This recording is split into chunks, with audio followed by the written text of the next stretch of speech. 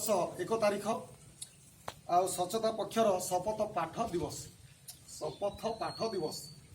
आम समस्ते प्रभु गजानन पाखे शपथ नवा मुझे करी तुम मैंने समस्ते सेमती कर आज्ञा मैंने समस्ते करेंगे हाथ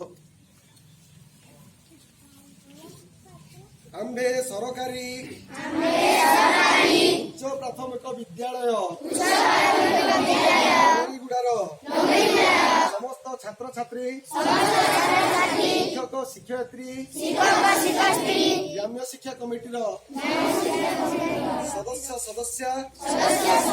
अभिभावक अभिभाविका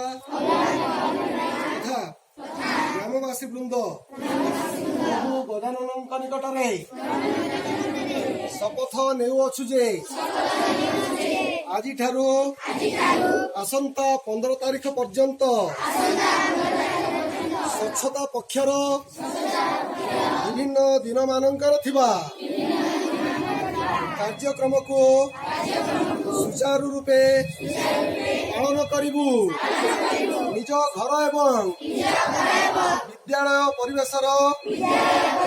स्वच्छता प्रति संपूर्ण दृष्टि देबु रास्ता कड़े